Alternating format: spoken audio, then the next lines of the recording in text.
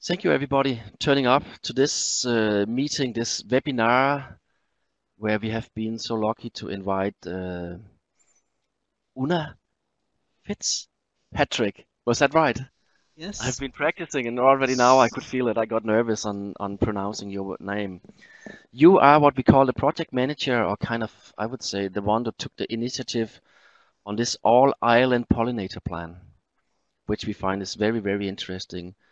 We, as Danish Beekeeper Association, we have tried together with other organizations to kind of convince the government, the ministry, to also make a Danish pollination strategies, Danish pollination plan. And it's no secret that we have been looking on the all Irish pollination plan a lot of time, and it's really a nice and well-written writing that you have done there. And I'm pretty sure that you are a big inspiration for what other countries could do. So we have been reading this a lot, and we are stealing all we can from this one here. And then I had the luck last year. I was at the Ulster Beekeeper Association conference, and there I met you and your colleagues, and I was listening. Especially you had kind of a workshop, a pollination workshop, which was very, very nice. And I have to tell you a secret. I took pictures of all your slides. So today I was kind of spying on your talk because I found it was so important. So I also have your talk. I don't know if people are allowed to do things like that, but and unfortunately next week actually Ole and I we were planning to go to your all island pollination workshop or conference, which would take place next week, but unfortunately due to the corona it was cancelled. But you told me that this is going to be in 1 year. Then you postponed it with exactly 1 year. So there we will see you again, and really looking forward to this conference.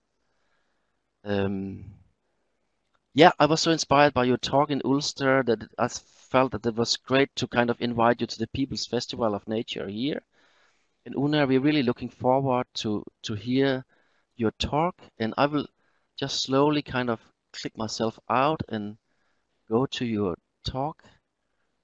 And welcome and thanks a lot being here. There it is. Thank you very much. I'm really delighted to be invited and thrilled to get a chance to chat to you today. So thank you hugely for having me. It's a fantastic opportunity for me to get to chat to you about the All Ireland Pollinator Plan. I want to tell you how it came about and some of the lessons that we've learned so far. So I work in the National Biodiversity Data Centre.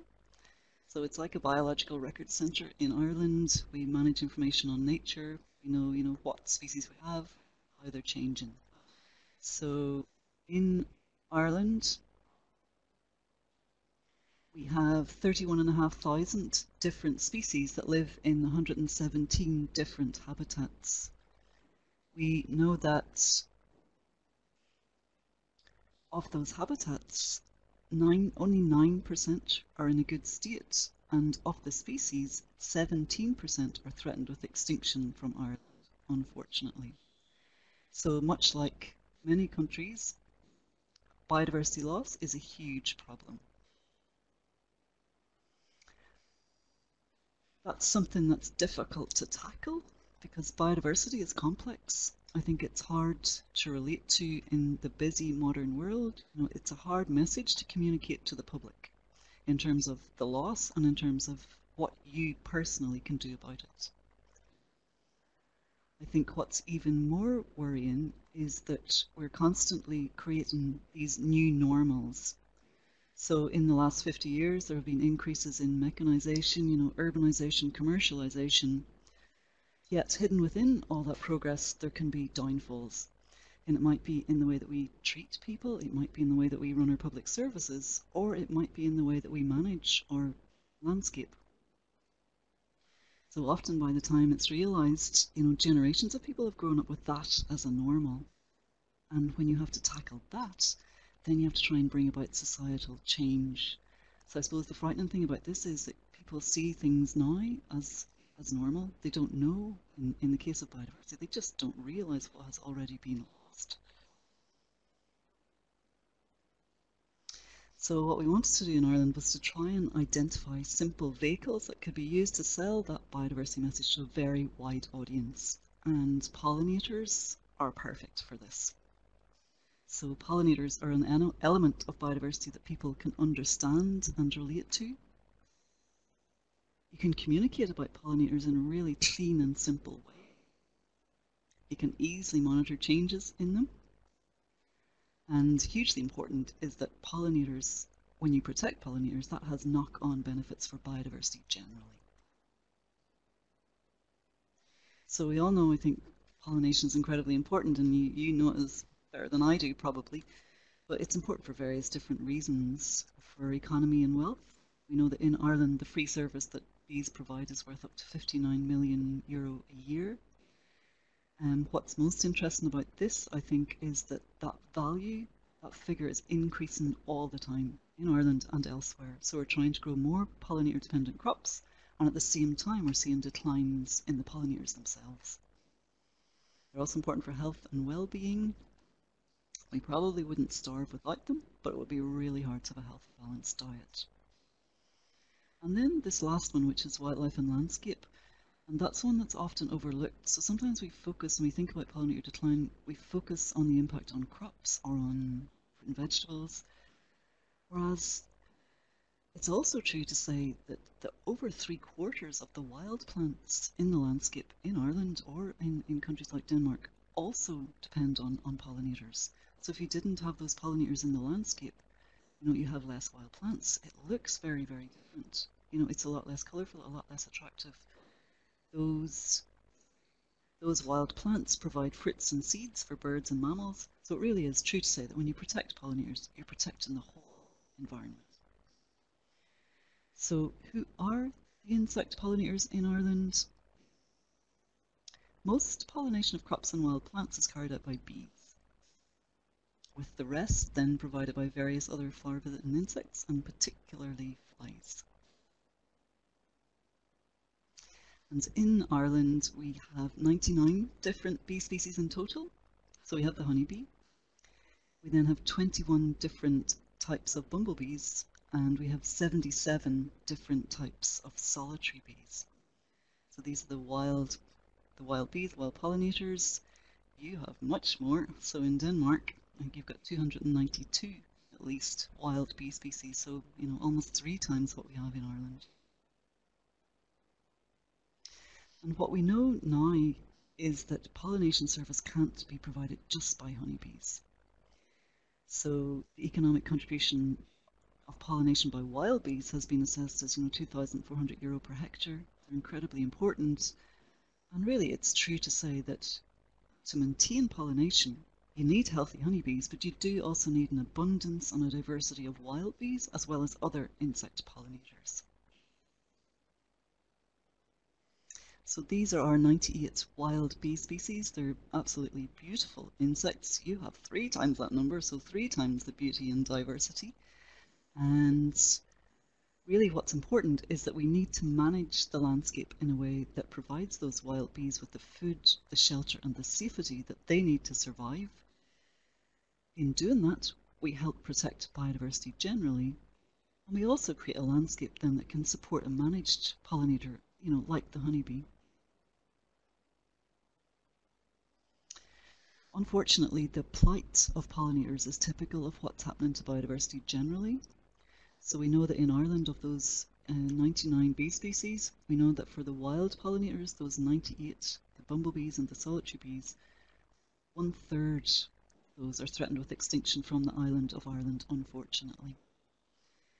And so I suppose we know that our rare species are in trouble. What we haven't known until much more recently is what's happening with the common species. And we set up a scheme called the Bumblebee Monitoring Scheme back in 2011. And unfortunately, what that scheme has shown is that for our common bumblebees, the ones that we thought were okay, so for those common bumblebee species, the abundance of those has actually declined by 14% just since 2012. It's, when you take it all together, quite frightening picture. So the rare species are disappearing through loss of habitats, and the common species are declining in abundance as a consequence of the way we manage the rest of the landscape. So why? I mean, most people are very familiar with this these days. You know, with pollinators, certainly when I'm speaking for the Irish situation, there's just not enough food in the landscape. You know, it is hunger. There's not enough safe places to nest. There's inadvertent introduction of pest and disease, more of an issue for honeybees than for wild bees, but is an emerging issue for our wild pollinators. And then, you know, levels of pesticide use that can make it difficult for them to complete their life cycle. And of course then, climate change interacts with everything and makes it all more difficult. But part of the reason is just the way that we've become accustomed to managing the landscape. And I've put in 4 pictures in this slide here. You know, you can see these going across. I always think if you imagine if you were a bee and you were flying across that landscape, you can imagine how difficult it would be to survive there, because there's very little to feed on, you know, probably very few safe places for you to make your nest. So really a big problem is just the way that we've become accustomed to managing the landscape. We manage it for humans. I think we manage it in a way that we think is neat and tidy. You can do that. But if you do that, it has consequences, because what you're doing is you're forcing nature out, and you put at risk the free services that it provides, like pollination. So it's not about letting the landscape go wild, but it is about thinking about how things are managed so that it can be a place that works both for humans, but also for the rest of nature. So in Ireland, we have pollinator decline. So within the National Biodiversity Data Centre, we were tracking this. We could see it happening. At the same time, there was research happening in universities around the world, but also in Ireland, and particularly in Ireland, in Trinity College Dublin, you know, research into why it was happening and what are the best solutions to address the problem. So I suppose there comes a point where you have to implement that research and start to take action, and that, I suppose, is what we wanted to do. And I've worked closely with the lady in the picture there, Professor Jean Stout, and we wanted to do something for a very long time. But we also wanted to make sure that we did it at the right time. So we waited for the time to be right before we tried to put together a strategy in Ireland. And there were a number of things that we wanted to be in place. Firstly, we wanted there to be enough evidence-based studies of how to help, both from Ireland and from elsewhere in the world. We wanted there to be enough public perception of the problem and the importance of pollinators. So we wanted that message to already be in place so that people would know pollinators were really important. So you didn't sort of have to start from the very beginning. People would already know they're important, so they'd be more inclined to want to help. And really importantly, I think we wanted to have an established monitoring scheme in place so that we had some baseline data so that we could see if we did roll out a strategy, whether or not it was having a positive impact. So I mentioned briefly before, in the National Biodiversity Data Centre where I work, we established the All Ireland Bumblebee Monitoring Scheme back in 2011-2012. And it's a citizen science scheme, so volunteers take part. They agree to walk a fixed 1 to 2 kilometre route, and they record the number of different bumblebees that they see and how many of each. So there's around 100 people who take part across the island at the minute, and it gives us really good data on what's happening with those wild pollinators out there. So it's created this baseline data, and as I say, we wanted that to be in place before we moved towards creating a strategy on pollinators for Ireland. So if there's a problem, what do you do? I suppose this is what I think you should do. Firstly, decide if it's important. Then critically assess the problem and how serious it is. Identify the causes. Come together and collectively agree a positive framework to address the problem. Identify evidence-based actions to help. Communicate those properly. Develop a partnership approach so everyone's working together where you can. And then track progress. You know, is what you're trying to do actually working? So the first 3, I suppose, is where we were in terms of tracking the problem and understanding and knowing what to do about it. And then number 4 is all coming together to try and collectively agree a positive framework to address it. And that's the All Ireland Plan. So 2014, we felt the time was finally right. All the things were in place, and that we should try to make a move and in coming together and producing a strategy for Ireland. And really it is. It's about trying to agree a positive framework to address the problem of pollinator decline. It was developed by a 15-member steering group. It included a lot of consultation, both with all interested parties, with stakeholders, and with the public. It's identified 81 different actions to try and make Ireland more pollinator friendly again. And when we published in 2015, it was supported by 68 governmental and non-governmental organisations. So really it did thankfully get huge buy-in and support. Just to say, it was a bottom-up approach. So it came from, what I described. Where I work, we were tracking the problem. In universities, they were figuring out what to do about it. So it came from bringing all that together and then, developing a steering group around that, rather than the top down where the government might say, we need a national strategy for Ireland. So it wasn't that governmental down approach. It came from the bottom up. It was developed without funding, and it is voluntary. So really, I won't go into all the detail of the All Ireland Pollinator Plan, but really the core of it is about looking at the landscape, and the whole landscape, and saying, can we make farmland more pollinator friendly again? Can we make public land more pollinator friendly? And can we make private land more pollinator friendly? And most of the actions, so there's 81 actions in total, most of them are centred around that. There's various other objectives. There's actions around raising awareness. There's actions around supporting beekeepers who have, the honeybee, a managed pollinator. There are actions around research to expand our knowledge, make sure we're doing the right thing. And then there are actions on collecting data to track change and make sure it's actually working.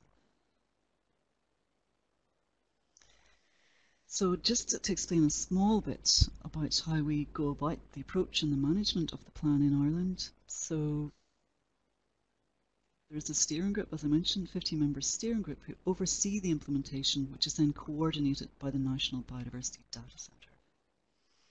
Steering group, it's an all-Ireland plan, so within that you have the Republic of Ireland and you also have Northern Ireland. So it is two jurisdictions coming together and working together under this common framework, and that has been nothing but positive, because really we have been able to share knowledge and expertise to address the problem.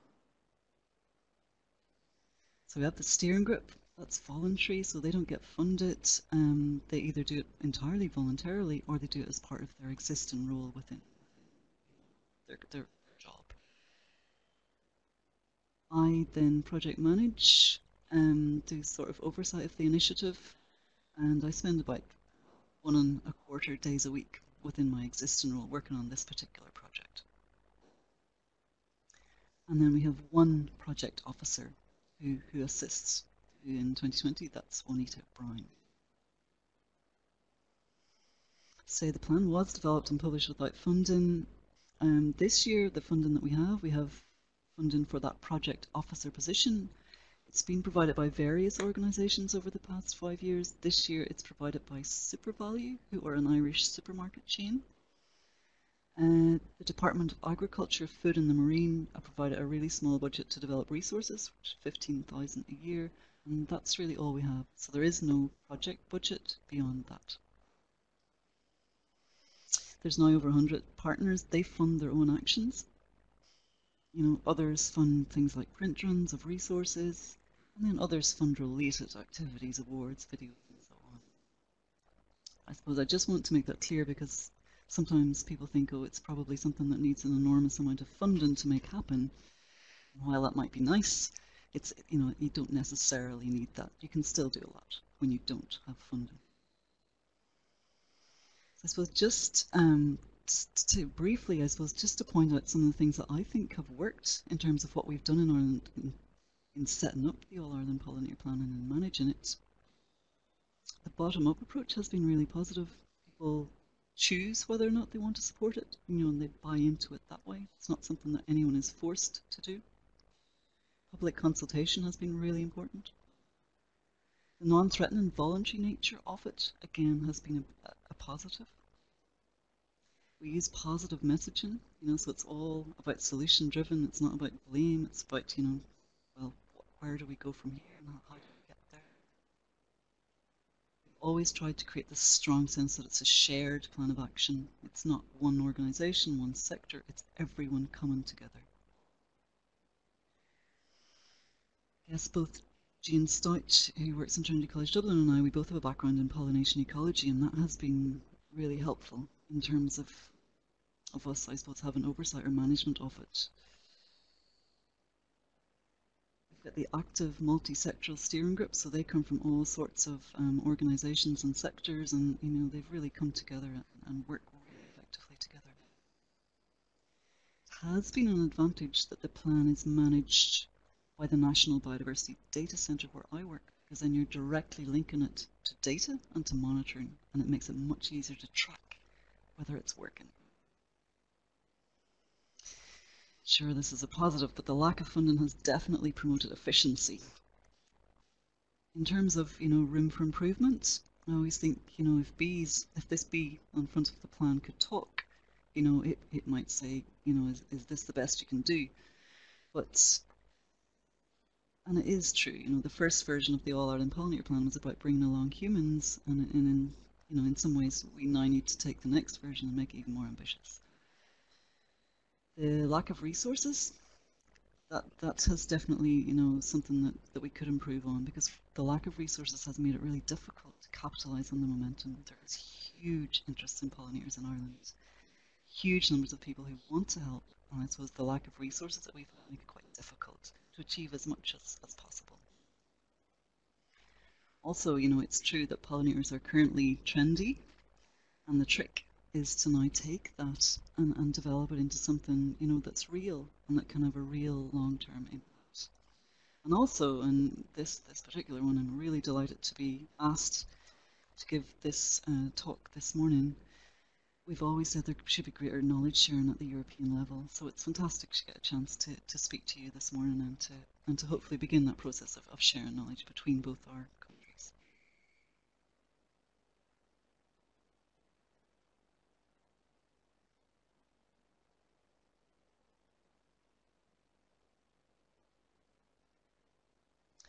So back to this approach. So we had number 4 was we developed the Pollinator Plan. And then we move into this phase where you're trying to identify evidence-based actions to help communicate them properly and develop a partnership approach. So what we wanted to do within the All Ireland Pollinator Plan was to make sure that the messaging was positive, constructive, and celebrates, the pollinators, the biodiversity that we have. So that's what we've tried to do. And really, of course, there's a problem, but it's not about dwelling on that or blame or anything like that. It's about saying, well, we do have a problem, but how can we move forward from here in a positive, in a constructive way? And a big part of it is just trying to get people to connect and to care, again, about biodiversity. And which is why, actually, I wasn't aware of the Danish Nature Festival, but it's such a fantastic idea, because that's exactly what you're trying to do as well. It's about getting people to connect and to care, and if they don't connect and if they don't care, well, then it's very hard to get them to make changes for the better. We also wanted to be very clear within the All Ireland Pollinator Plan on what it was we were asking people to do. And really, our core message is that it's about providing food, shelter and safety. So if you have responsibility for a piece of land, from the smallest window box to the biggest farm, everyone who has responsibility for any piece of land can help. And it's about thinking about how that piece of land, however big or small, can provide food, shelter and safety for pollinators. And as I say, it could be a local area, it could be a school, it could be a farm, a garden, business property, golf course, absolutely anything, everyone. And in doing that, you also protect biodiversity generally, which is the really positive in all this. So we wanted solutions to be evidence-based, and we also decided early in the initiative that we would tailor communications to target audiences. So I think when you explain there's a problem and you ask people to help, I think it's very unfair unless you explain exactly what it is you're asking them to do. So that's what we wanted to do within the Pollinator Plan in Ireland. So we've been producing these evidence-based guidelines for different sectors. So there's one for schools, for farmland, councils, local communities, businesses, transport corridors, gardens, and faith communities. So what we do is we look at all the academic studies that have looked at, reasons for bee decline and looked at actions and identify the ones that work. So pull out all those that have an evidence base. Then we work with the relevant sector, so, whether it's councils or whether it's farmers, to show them the types of actions that would work and then to turn that into something realistic for that sector. So we then work with them to create a document that's evidence-based and that also works realistically on the ground for them. Each time then they're designed and branded. You can get all these, they're all freely available on the website at pollinators.ie. So each of these guideline documents has got lots of, as I say, evidence-based actions. There's always lots. The idea isn't that you do them all, but that you should be able to read through and at least pick some that would suit your situation. We do use a standard format each time. So, whether it's farms or public land through councils or garden, try to use the same format to get people thinking about this process. So firstly, it's always protect what you already have that's good. So don't replace something that's good with something, that's not quite as good for no reason. The second one is always to think about how frequently you're mowing grass. Then it's pollinator-friendly planting, provide nesting habitats, reduce the use of pesticides, raise awareness and track progress. We've got a separate how-to series that provides additional information on more complicated actions. It's a whole range of these. And again, if you're interested, you can see them all. You can download them from the website. And then another series that we've just launched on pollinator-friendly management of quite specific sites, so things like golf courses and so on.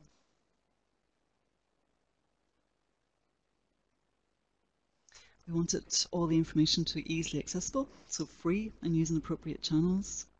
For us, the website is crucial, so pollinators.ie.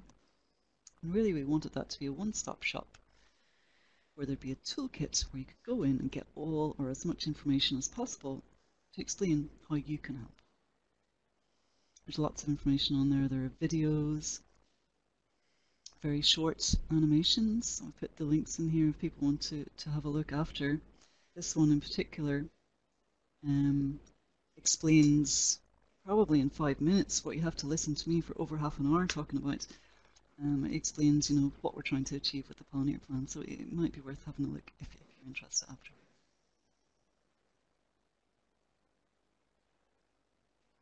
We also wanted to actively manage the process and be really open and transparent about that. And I think if you're asking people to help, they want to know that they're appreciated and also that they're not the only one doing something. So we wanted to try and create the sense that we're all in this together. Lots and lots of people are taking action, and your individual action is actually making a difference. So we use lots of ways to do that. There's a monthly newsletter and we use social media a lot, and we do regularly report on progress within the plan. So really it's about working together as much as possible. The beauty of pollinator decline is that with lots and lots of people taking very small action, you can reverse it. You can change things. You don't have to accept the fate of pollinator. They don't have to accept that they're going to disappear. If we all come together and take small actions, you can change that. And I suppose that's what we're trying to do. So it's about working together and coming together to create these networks of pollinator-friendly habitat again. If you can make urban centres more pollinator-friendly and road networks, transport corridors more pollinator-friendly, and farmland more pollinator-friendly, do you create a landscape where, our wild pollinators, other insects, other biodiversity can begin to use it again, sustainably support themselves into the future. So we are trying to create this societal shift, and we wanted to use existing networks. As I say, the All Ireland Pollinator Plan is not funded well.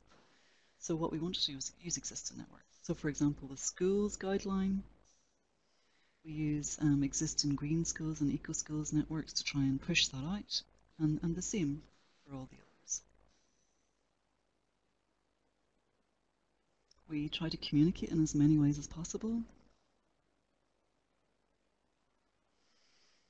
Again, really anything that we've been able to do, we've tried to take advantage of.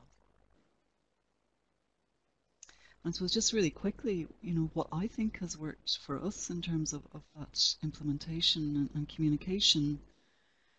I can't stress how important the tailored evidence-based actions have been, and developing those for different sectors. That has been hugely important for the plan in Ireland.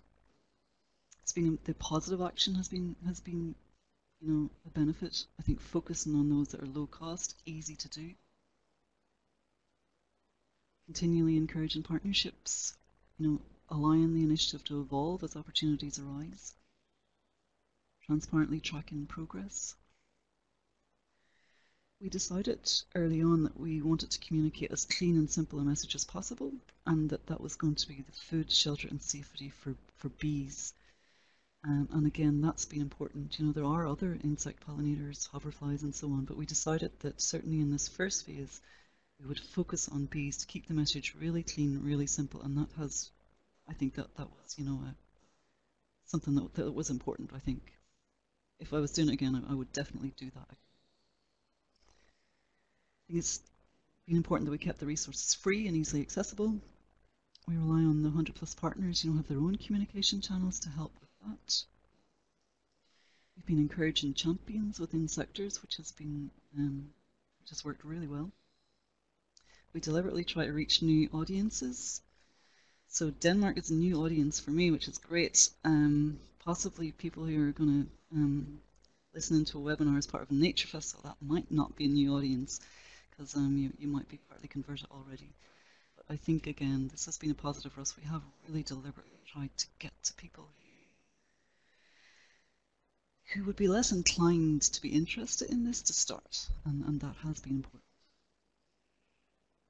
We use short videos to communicate, and we don't do it ourselves. You don't need to hear me. If a farmer wants to hear another farmer talk about it, so we've tried to use that peer-to-peer approach. And we've tried to focus communication on an active message, so what you can do to help, even if it's just to tell someone new about the plan, tell them about the website.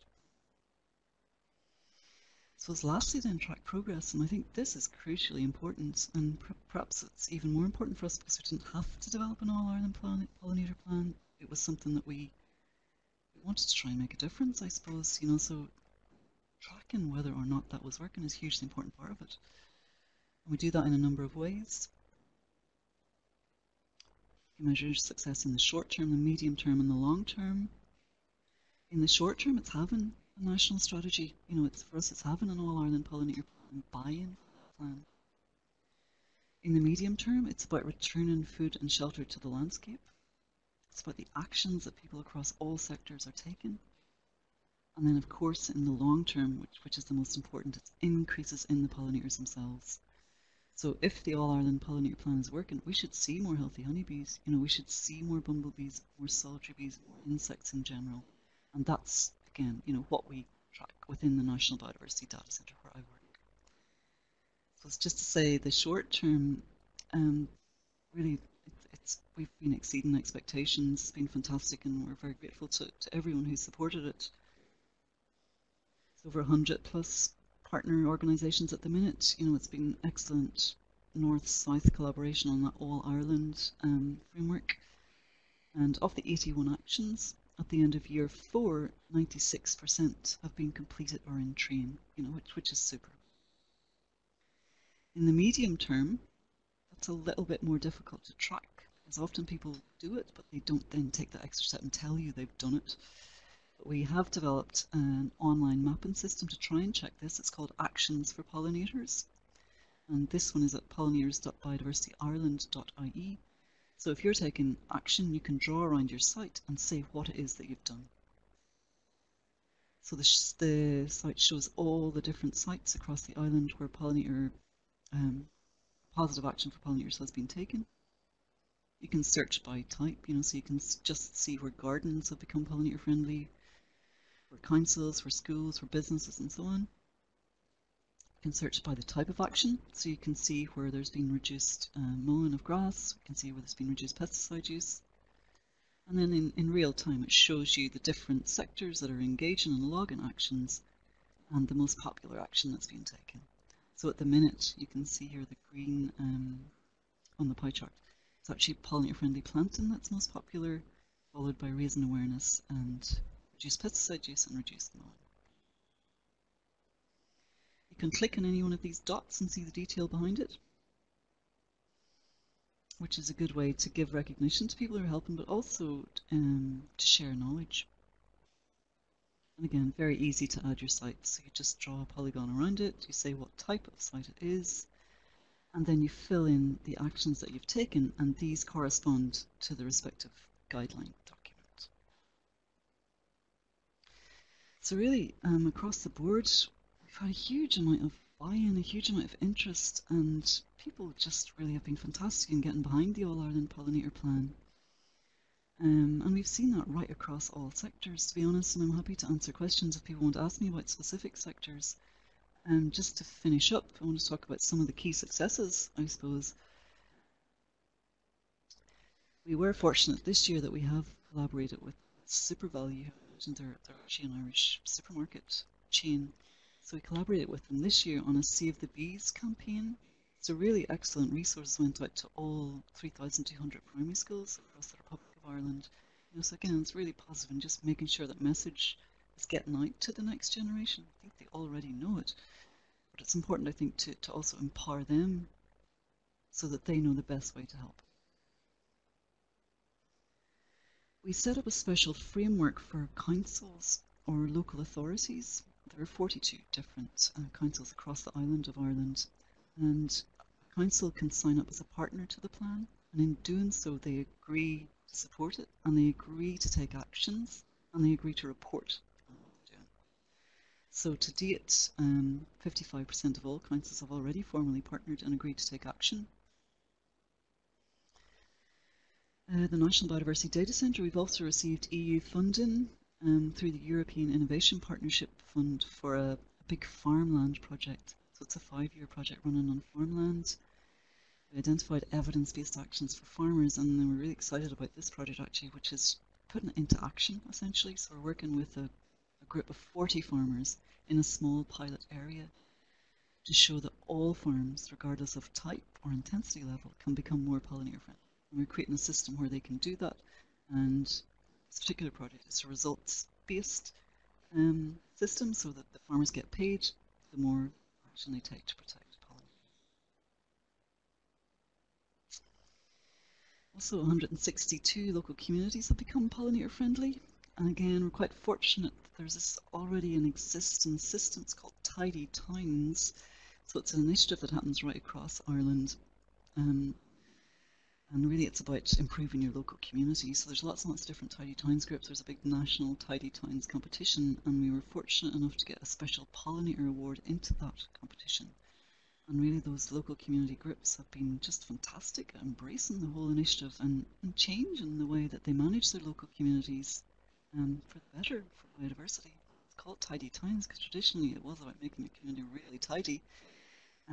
So, they've really been amazing about embracing this new way of managing those local areas to make them less tidy essentially, and to make them more biodiversity, more pollinator friendly. We also have a framework for business supporters. So again, a business can sign up as a supporter of the plan and agree to take a certain number of actions. And at the minute we have 242 different companies who've signed up as a supporter and are helping.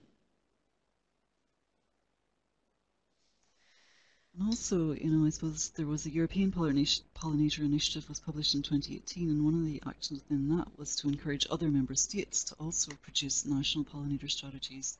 And we're delighted, that we've been working with them, and they are interested in using the All-Ireland Pollinator Plan as a template, for other member states who want to do that. And as I said, again, I'm really delighted to have a chance to chat to you today in Denmark just to explain how we've gone through this process. Just to finish, look into the future. So the first plan was for 2015 to 2020, so it ends at the end of December this year.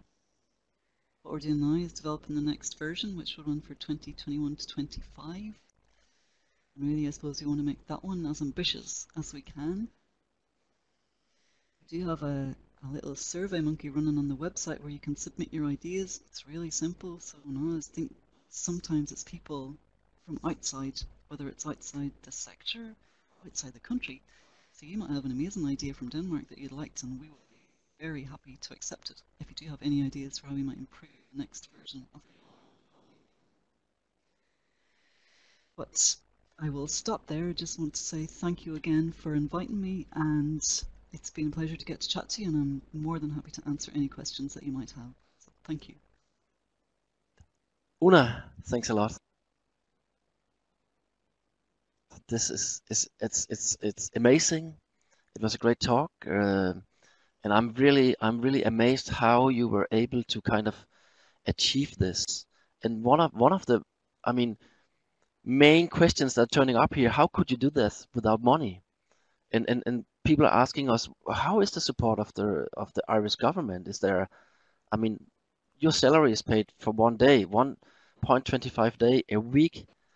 And if people would go into your homepage, they can see that's not possible to do this work in 1 day or 2 days work a week. So how's the government, the position of the government there?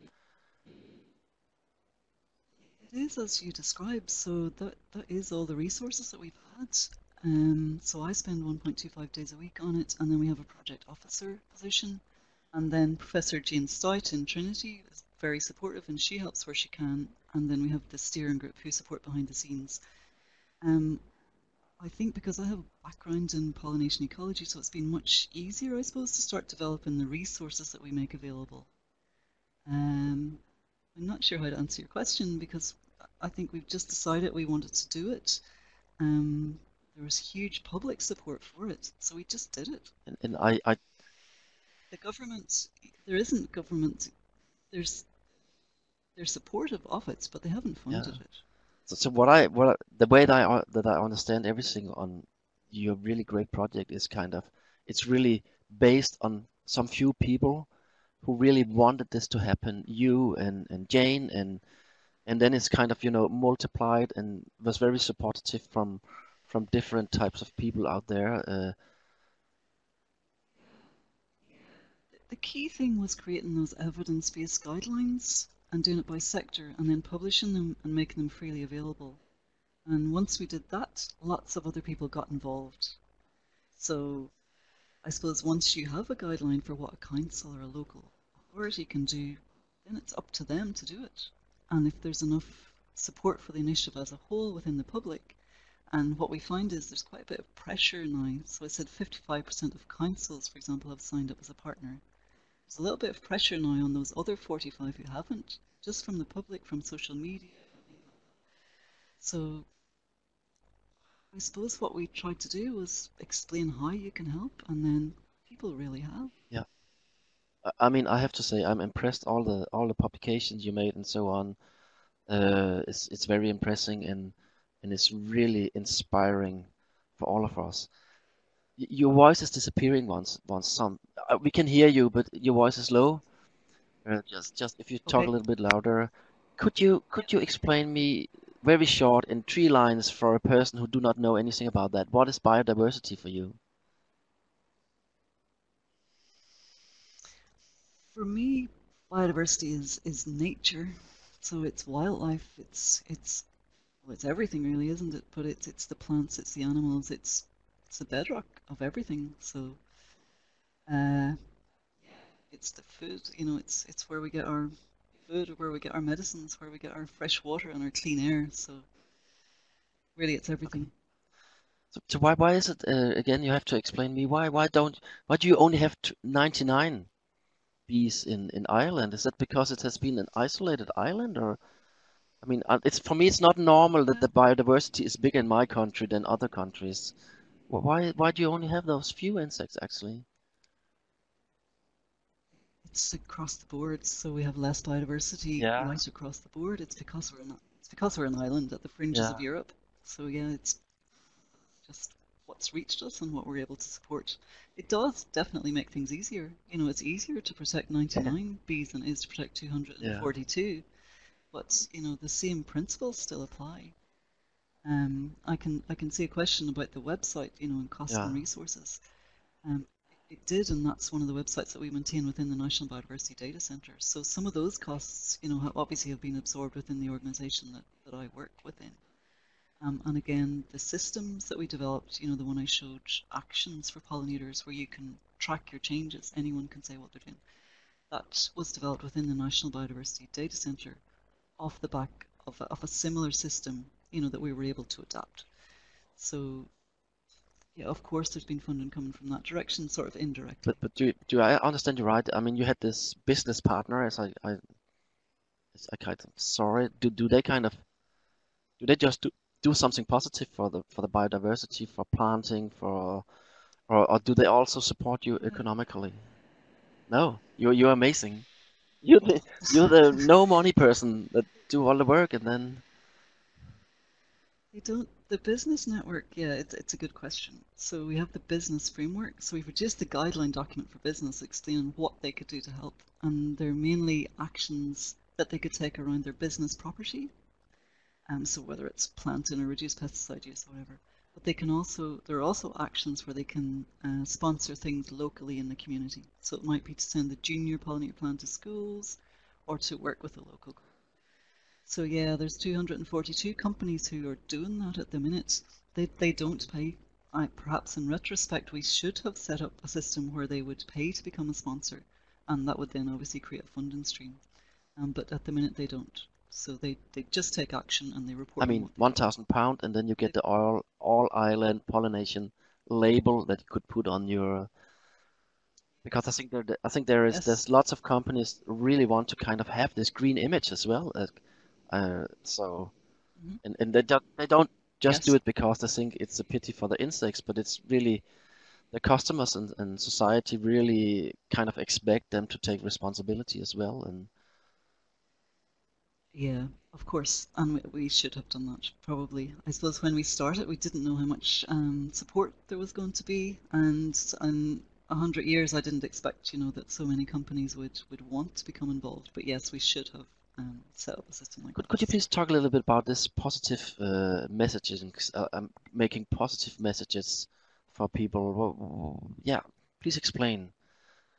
And Yeah, so we spend time trying to get people to connect with pollinators. So just explaining, helping them, some of our wild pollinators are very distinctive.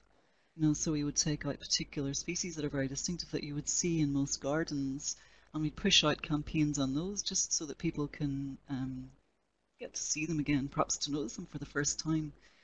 And we've created little animations around solitary bees in particular, because they have fascinating life cycles that many people are unaware of. So we've got a little animation where you can learn more about solitary bees, just to get people to connect to pollinators. And then, so we use that positive messaging to try and, as I say, get people to connect with them. And then also, in terms of how you can help, we try to keep that positive. So it's very easy to help pollinators, and that's the message that we try to get out. It's not difficult, there's really small changes that you can take. So it's that constant, I suppose it's just never, a lot, this problem took probably 40 years to create. It's a long time. It will take a long time to solve it. But what we try to focus on is the positives and the small steps that we can all take now and the steps that we can take after.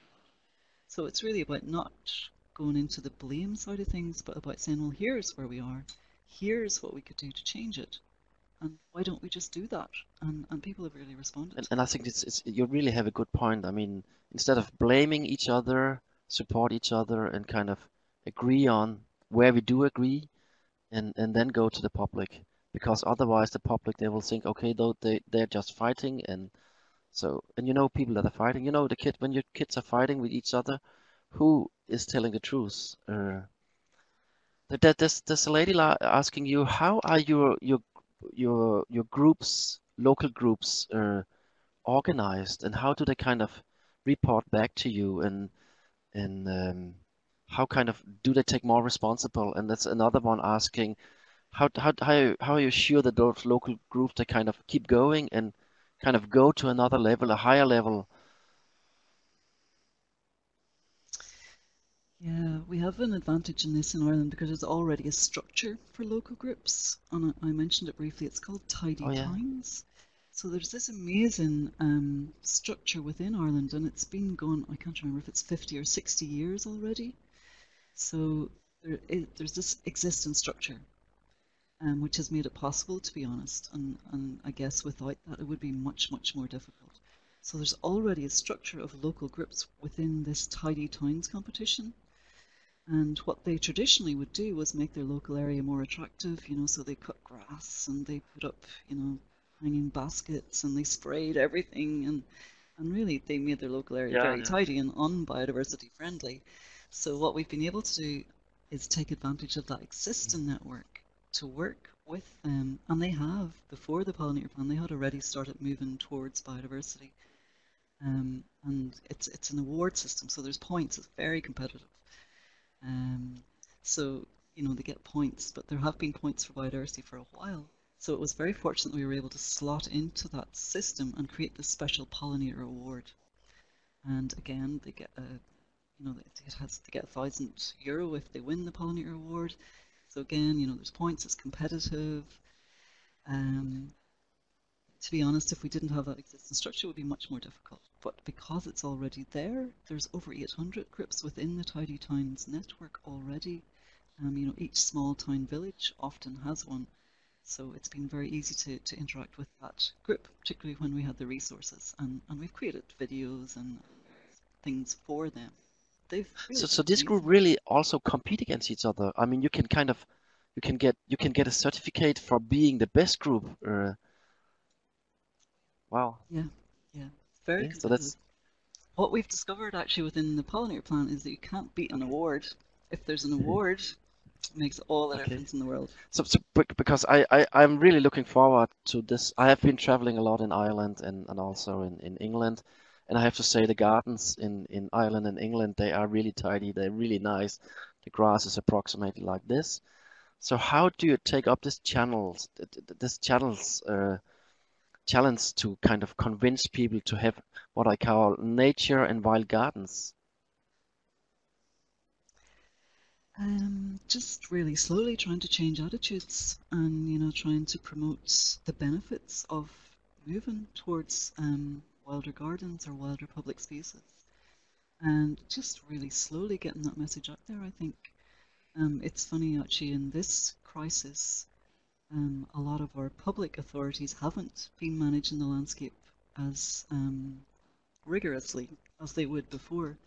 So particularly with grass, there's been less grass cutting as a result of the COVID-19 crisis.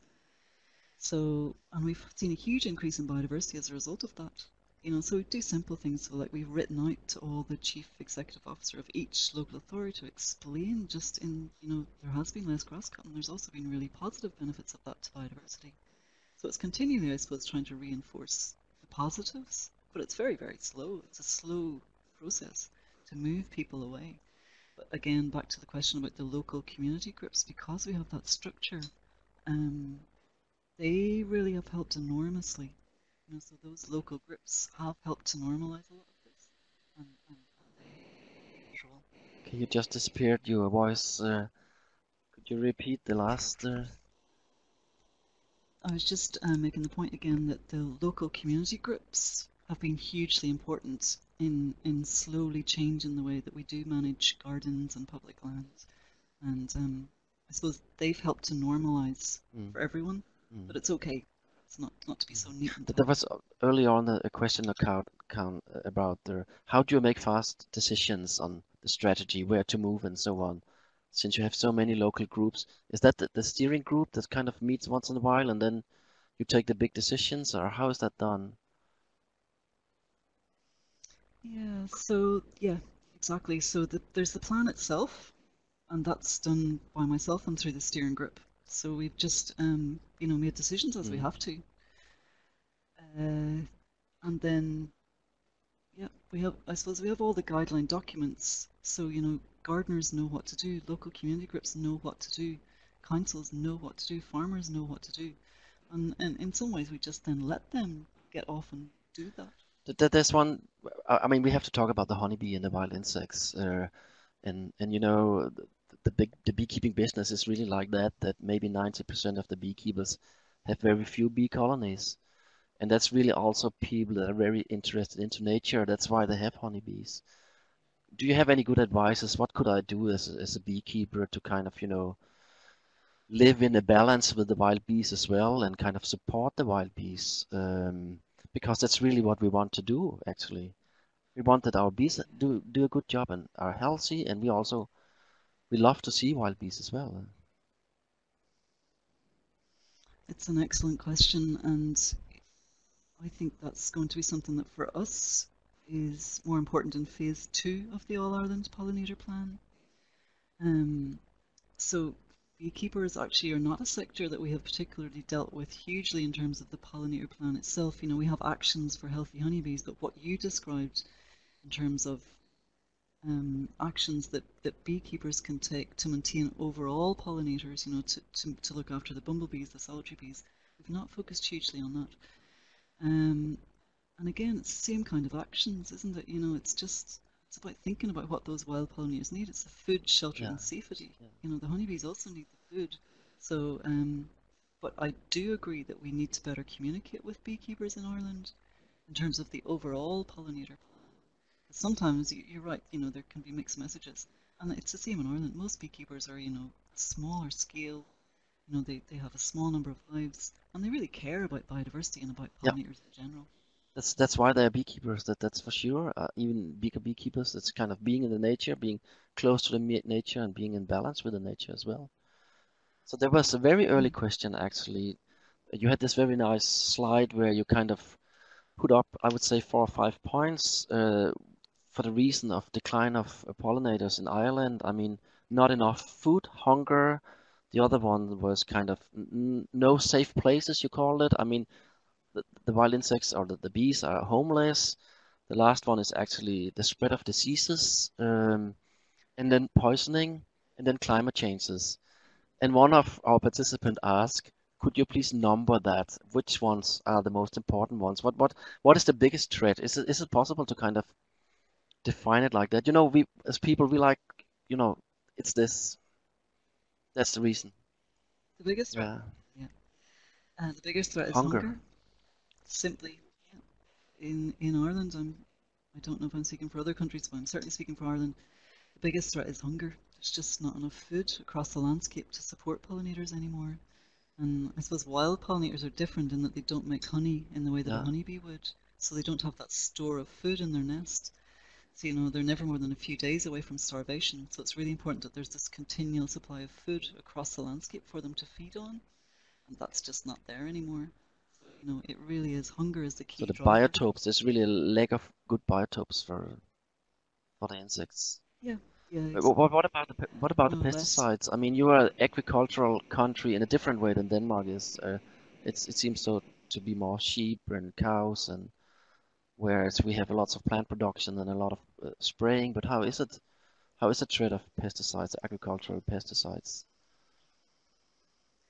Yeah, of course it's a threat, but you're right that we have a different farming system in Ireland, so we, it's not as arable, so we don't have the same level of pesticide use that you would have in many other countries.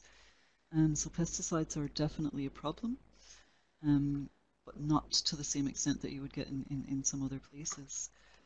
What we find is actually that the use of herbicides is particularly problematic in terms of removing the food from the landscape, so the use of glyphosate, both within agriculture and also within public land. So that can be more of an issue actually than insecticides. That's really a good suggestion here. I mean, not cutting the grass. We should kind of have an official sign. I'm not cutting the grass because I'm taking care of the biodiversity. And then you put that sign in the front of your garden so that all your neighbors, you guys start with that, and then we will copy paste it for. We have that. We've been doing that. So we have a special sign that says "Managed for Wildlife," and you can add your own logo, or you can just print it out and put it in Yeah, your garden, yeah, and it shows, yeah, that it does makes a yeah. huge difference.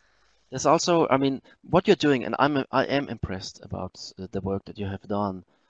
What about your government? I mean, they must be impressed as well, and you, are you not able to kind of have a direct connection to the government and influence the government in a good way and yeah, telling them they should support you. And It's funny, yeah, they have been supportive, and you know, there's various government departments that are represented on the steering group. Um, so they have been supportive. I suppose the challenge is to find a funding mechanism that works and that means that we can make the plan as successful, you know, as that's possible. really, sorry. So yeah, no, that's all. I suppose moving into the next phase. So for 2021 to Yeah. 25, you know, that's what we're trying to now negotiate. You know, can this, given that it has been successful, you know, can we negotiate better funding for the next But phase? But yeah, the government so have there's really no they just support, haven't funded. pollinator support from the government, either to the beekeepers or to, I mean, growing plants, growing flowers, making the country being more colorful. There is support, but it's all, you know, it's done indirectly through various different mechanisms. You know, like my salary is funded, like we Yeah, discussed before. You know, so there's all these kind of contributions. There are various other biodiversity funds, you know, and that local groups can apply to. A lot of those, you know, have been applying for pollinator-related projects. So there is government support. I suppose what we would like to see is direct support for the pollinator plan itself. Like what we need with this plan, there's only one mm, project officer. You know, it needs yeah, 3 or 4. That's what we're yeah. trying to. That's what we're trying to negotiate. So we're kind of getting to the end of the recording of our webinar here, but I would really like to kind of conclude that it is amazing what you have done there. I'm really happy that you kind of call this the All Ireland Pollination Plan template that we could use in other countries. And I'm very happy that you are so cooperative, that you really would kind of like to cooperate, I would say, on a European level, so that we really kind of all over Europe are racing the this activity for the bees and the pollinators. And I have to say that we would be very happy from Danish side to cooperate more with you and really like to use some of your material if that's possible. Um, and I think in the future, I think this is going in the right way, and we're definitely uh, different organizations in Denmark trying to push the government to kind of copy paste you. So I would just stop the recording here and thanks a lot. We will stay here for more talking if people are interested to put more questions in to you and